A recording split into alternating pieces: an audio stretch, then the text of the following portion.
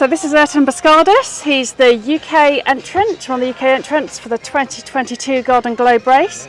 He was also an entrant in the 2018 race, and he's here on his Rustler 36 Lazy Otter. What changes have you made to the boat since 2018? I have got a new mast, which is the same as the Ukuz mast from last time. The deck has been strengthened, new base. A windlass was removed and it strengthened all that area. And the hatches, some of the hatches were replaced and some were serviced. I have a brand new hydro vane, the other one went missing last year. And I think that's about it. Oh, I used to have a table, I don't have a table anymore, and that's it. No, well, because you took part in the No Star last year, didn't you? Yeah, yes. And you kind of experienced the full brunt of the Atlantic Ocean. Yes. How was that? What did you learn from that? Well, I learned, I had never experienced weather like that before, so I learned 60, 70 knot winds and 10-meter waves for many days. I guess that was the first time for me. And do you feel better prepared to go now you've experienced that? Yes, I think after surviving that, I feel I'm ready for most things, that I can tolerate a lot of things. And how are you feeling about being away from your family? Well, I don't ever feel wonderful about that. But I will have to bury that inside me and carry on. So you're feeling strong to go? I feel very strong to go, and but these feelings come in days, weeks later, and I'm sure I will have those days. I'm sure about that. Do you think you have an edge at all in the race? What do you think is your kind of special, not secret, but special weapon, as it were?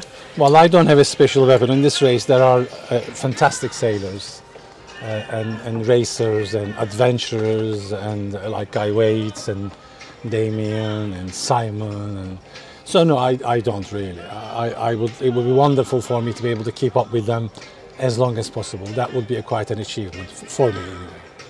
Can we have a look around down below? Of course. Would that be all right? Of course you can.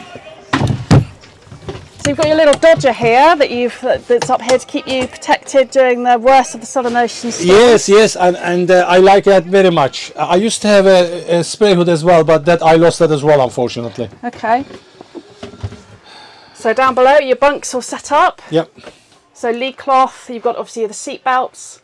I do, yes. But normally when it is rough, the beanbag comes here. So you'll sleep on the floor? Yeah, I sleep here on normal circumstances. It just is easier and more comfortable to sleep on the floor. And I notice your life raft is inside?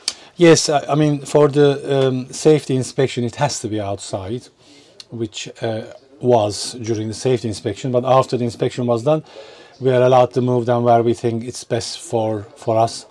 And I'd made this beautifully made carpentered joinery, and but it's very strong. It may look it may look terrible, but it's very strong, and it's belted and braced, and it will stay here.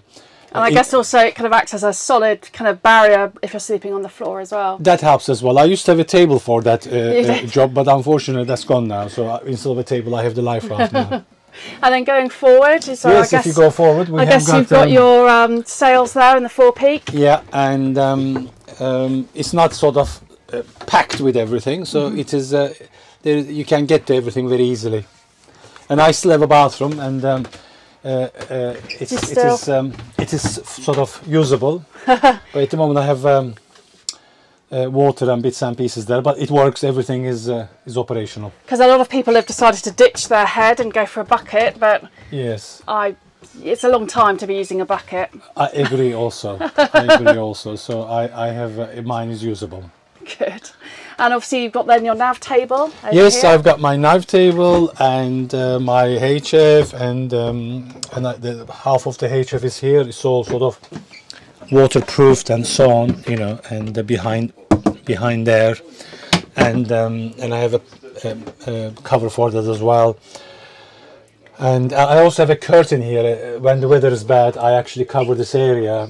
When the wind, the water is coming this way, so I have got something to cover. But most of the time I won't need this, so it's actually removed for that purpose, and that is there ready to deploy. And obviously, I imagine getting knocked down in the Atlantic last year kind of gave you some hint about what bits of the boat might be more susceptible. Well, when you have a serious knockdown, everything seems to leave its content. So every single item has got a lock on it, everything. So it's hopefully I'm not going to have what I had last time, where all the contents were emptied inside the boat and everything at the front seemed somehow ended up in the back of the boat. So hopefully that's not going to happen this time. Hopefully I'm not going to get knocked down, actually. That will be much better. Yeah, that would be much better. And I noticed a sign here. Well, this is given to me by a little child in Spain, and my wife has put it up there, but I think it's going to fall off in a minute because it's actually held by little stickers, so I think it's going to... But that describes you quite well. Having known you for the last quite a few years now, that describes you very well. You're too kind with your No, words. it really does. Everyone says it in the fleet. No, are you feeling that camaraderie and that GGR family feeling?